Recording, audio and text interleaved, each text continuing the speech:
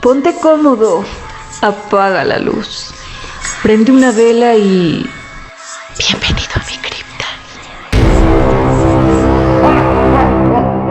Todos tenemos historias que contar. Algunas pueden parecer ciertas, pero tienen algún fragmento de mentira en ellas. Esto que me pasó realmente me ha atemorizado en estos últimos días. Puede ser que lo creas o no, pero las circunstancias para mí han sido aterradoras. Eran las 2 de la mañana y la carretera cada vez se hacía más pesada. Esas interminables curvas que me envolvieron en la oscuridad realmente daba miedo. Estaba escuchando algo de música de fondo para no sentir el cansancio que llevaba dentro. Sentía que los párpados me pesaban y que en cualquier momento podía quedarme dormido. A lo lejos veía la luna junto a unas cuantas nubes que tenían de adorno. Esas nubes grises que la van siguiendo y hacen que el ambiente se vuelva un poco más aterrador de lo normal. Estaba en las afueras de la ciudad de camino a casa, ya que había sido un día realmente pesado. Una junta en el trabajo, discusión con los socios, unas cuantas palabras que no llegaron a nada. En fin, un día difícil. En esa carretera muy rara vez iba pasando un carro en dirección contraria y eso lo agradezco, ya que las luces suelen deslumbrar y podría perder el camino. Entre tanta curva sería muy fácil estrellarme y tenía muchas cosas que hacer aún. En esos momentos comencé a añorar mucho la compañía, hablar con alguien, platicar de temas triviales y cosas que la gente normal siempre suele hacer. Me considero una persona introvertida y retraída.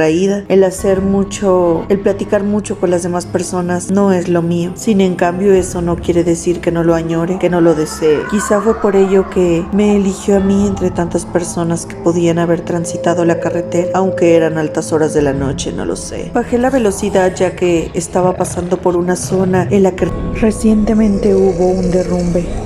El cerro comenzó a deslavarse y tanta tierra como piedras estorbaban en la carretera y había que esquivarlas con cuidado para no romper el parabrisas. Me iba adentrando cada vez más en esa carretera y a lo lejos logré percibir como una parada de autobuses, la cual recuerdo que en algunas otras ocasiones nunca había visto. Al irme acercando cada vez más, me percaté de una mujer hermosa, pero con unas ropas un poco fuera de lo común, pero aún así me llamó la atención de sobremanera. Rápidamente pensé que lógicamente una mujer tan hermosa no podría estar en la carretera ahí sentada como si nada. La temperatura era muy baja y no había nada que la protegiera cercanamente.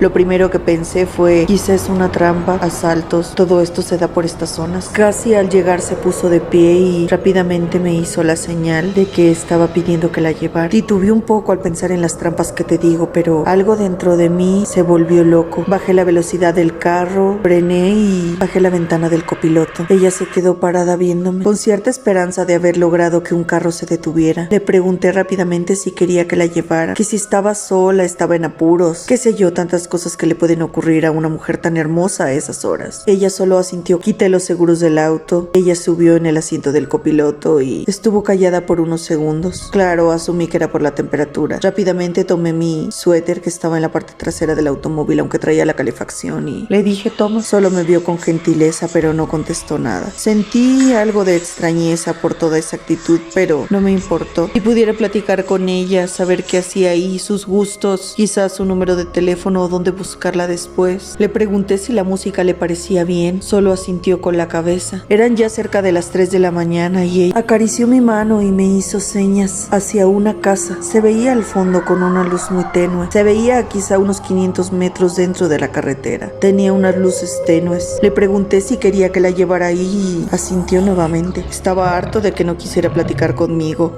Su mirada iba perdida hacia esa casa. Asumí que es a donde vivía. Le pregunté su nombre y volteó a verme con unos ojos un poco siniestros, pero no tomé importancia. Simplemente me dijo, Angélica. La fragancia que emitía era como las rosas de verano, un olor tan peculiar que jamás olvidaré. Nos acercamos a la casa y se veía muy sencilla, muy humilde, lo cual no me importó. Volteó a verme y me sonrió débilmente débilmente. Me dio un beso en la mejilla. Solo dijo gracias, abrió la puerta, se bajó y caminó hacia la entrada de esa casa. Justamente cuando abrió la puerta, las luces se apagaron. No vi más. Sentí un frío intenso y lo único que pensé fue que estaba cansada. Ahora ya sabía en dónde vivía y su nombre. Quizá en la próxima junta de trabajo podría pasar y saludarla. Seguí mi camino y no pasó nada. Llegué a casa, me recosté y en lo único que pensaba era en ella. Caí en un profundo sueño y soñé con él. Todo era con ella. En mi sueño platicábamos y me pedía ayuda. Me decía que simplemente lo estaba buscando, pero que no sabía cómo. Yo no entendía a lo que ella se refería. No sé si alguna vez has tenido sueños de esos que estás en un lugar aunque no sabes cómo se llama, sabes que has estado ahí, pasas de una cosa a otra y simplemente despiertas y no entendiste nada. Me volvía a repetir lo mismo, que necesitaba ayuda y que no lo encontraba por ninguna parte. Yo no entendía a lo que ella se refería, pero